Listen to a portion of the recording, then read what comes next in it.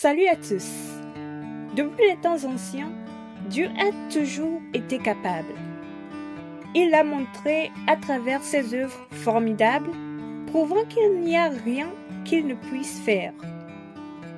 Et tandis que nous explorons et élaborons sur le thème « Tout, Jésus est capable », nous voyons que c'est seulement avec Jésus-Christ que nous pouvons trouver l'aide, la délivrance, le réconfort et la victoire. Nous avons appris précédemment que la méthode la plus puissante utilisée par l'ennemi pour vaincre les enfants de Dieu est de les pousser dans l'impudicité. Et nous avons vu que tel était le cas des Israélites qui n'ont pas été sobres et vigilants envers les Moabites qui, eux, dans une forte colère, étaient désespérés de combattre et de chasser les Israélites de leur pays.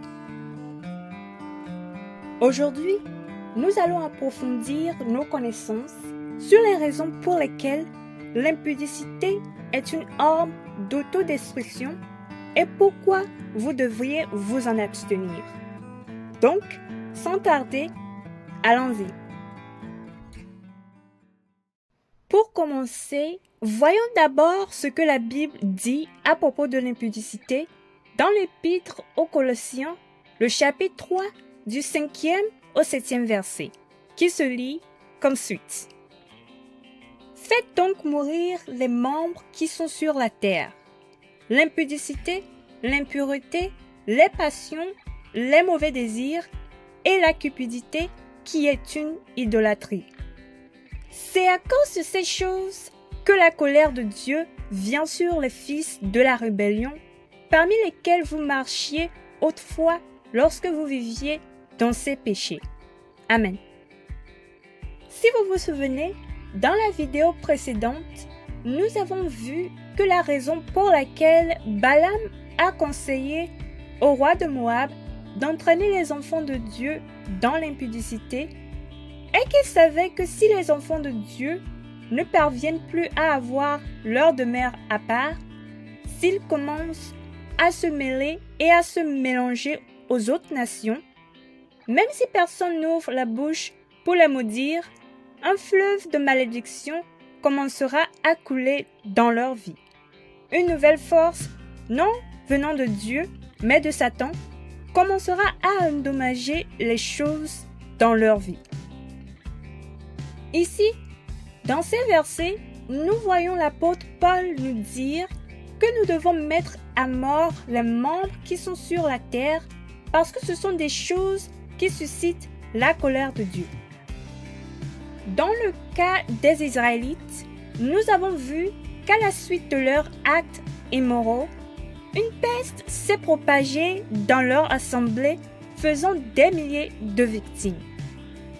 Un résultat qui nous apprend simplement, à vous et à moi, que quand une personne s'adonne à l'impudicité, l'impureté, les passions, les mauvais désirs et la cupidité, elle subit la colère de Dieu en tant que conséquence. Néanmoins, l'apôtre Paul, sous le guide du Saint-Esprit, nous demande de mettre à mort tout ce qui nous amènera à souffrir la colère de Dieu. Maintenant, vous pouvez vous demander comment pourrais-je mettre ces choses à mort?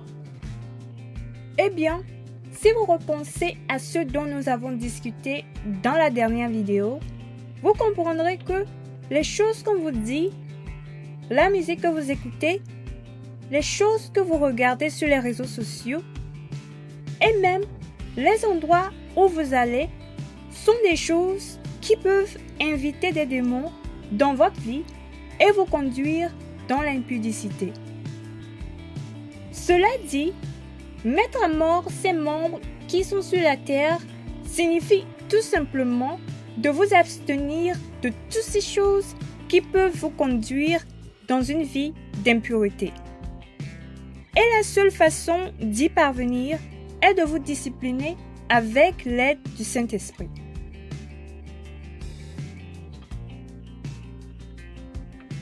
Bien-aimés en Christ, ayant reçu Jésus-Christ comme notre Seigneur et Sauveur, il est important pour nous de ne plus marcher dans de mauvaises voies ni de vivre la vie du péché.